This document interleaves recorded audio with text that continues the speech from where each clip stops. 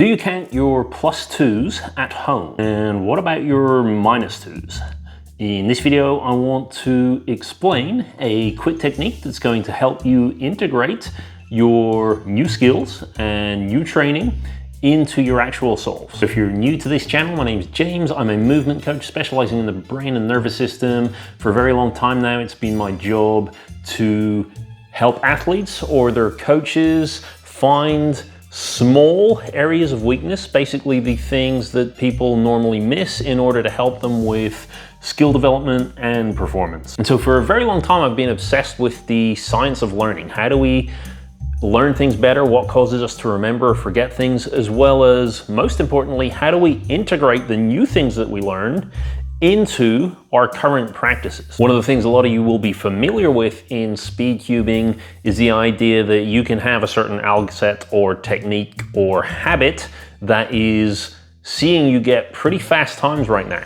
But in order to see your times drop extremely low, you're going to need to learn a whole new set of skills, techniques, and habits. The problem is, it's almost a guarantee that when you start to integrate these things, they are going to be slower just because you're not as familiar with the process. The more often you're going to competitions, the more important this is going to be, because if you only have a week between competition 1 and competition 2, then you either need to have all of your stuff integrated and relearned within 1 week's time, or you have to just accept that the next competition is almost like a throwaway. You're not expecting to get any good results. As such, this video is probably going to be more useful for people who are competing more often, but I think the concept is pretty useful generally as well.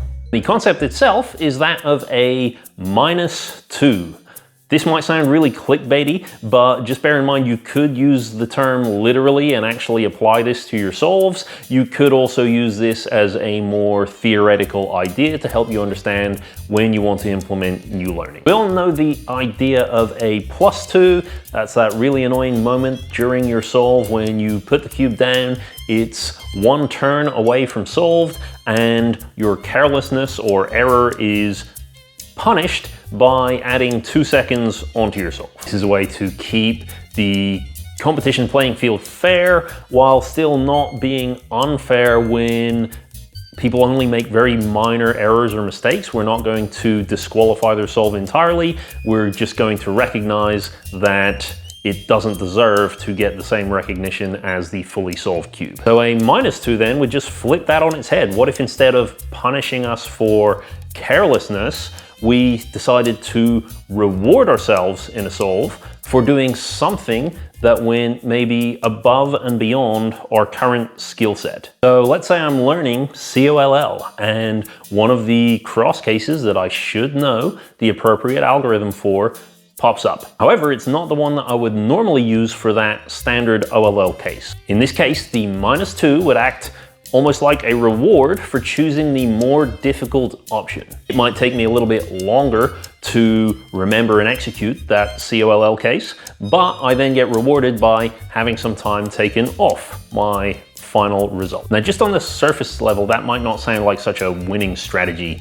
If you need external rewards to encourage you to do something for your own benefit, probably what you need to be looking at is, how do you develop a more intrinsic motivation for things? How can you actually develop the joy of learning for learning's sake? Because overall, that's actually going to see you do much better in speed cubing and in life in general. Before you just dismiss it like that outright, it is worth noting that some people do really struggle with intrinsic motivation in general. If you are in the position where giving yourself an external motivation gets you to the table to practice speed cubing more, you are going to find that you're better overall in the long run. And actually, this could be a really good idea and strategy for you to use just at its most surface level. What I like to use this more for, though, is the principle behind the -2 aspect of it. And that is, you are not ready to integrate a new skill or technique that you've learned into your solving practice until it is roughly about 2 seconds slower than your current times. For example, if you were working on your COLL cases And when you start putting them into your solve, it takes you more than 2 seconds. So your finished solves are about 3 or 4 seconds faster.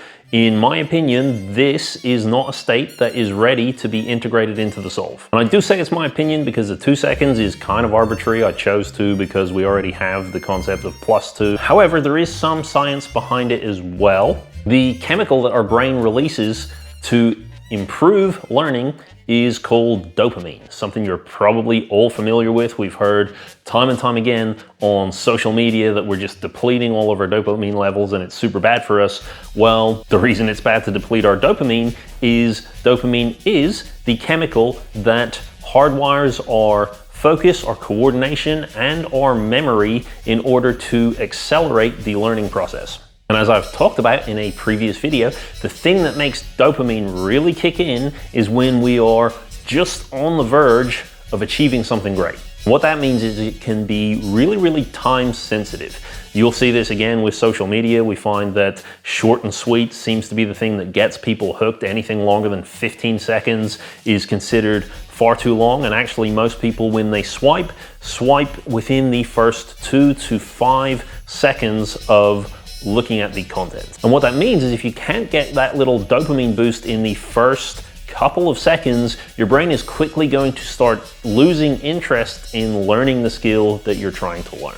Of course, if you force it and you keep at it over time with conscious attention, you can make the brain take more notice and pay more attention. But the reason for dopamine in the first place is we get to accelerate all these things and have it happen much more unconsciously. So with that in mind, the best things to learn usually are the things that can be integrated with about 2 to 5 seconds of effort in the first place. So with all that in mind, what does this look like now? Basically, the idea is when you've got a new technique, new skill, new strategy you want to add into your solve, you're going to take an average of 100, adding in that new skill. If your average is plus 2 seconds or less, then you can keep going with that integration.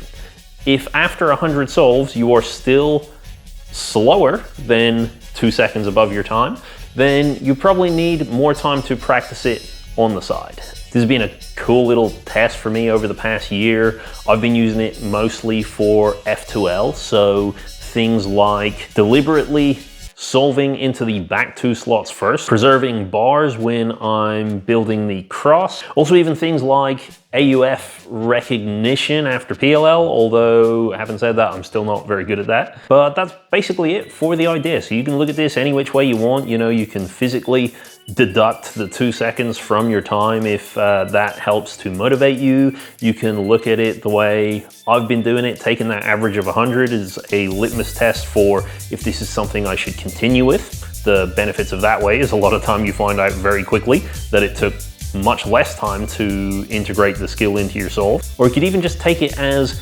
anytime you see the opportunity to do something more difficult come up, in your head, is that going to take about 2 seconds or less? And if so, then just go for it. Once you get that little boost of dopamine, the brain's going to lay those memory foundations in your head much, much quicker, and you're probably going to find your ability to cube for a lot longer without feeling drained or burned out is going to go up as well. So that's it for the video. Let me know what you think of it, if you've tried a similar thing before this, and what would you like to see me cover next. Thank you very much for watching. I will see you all in the next one.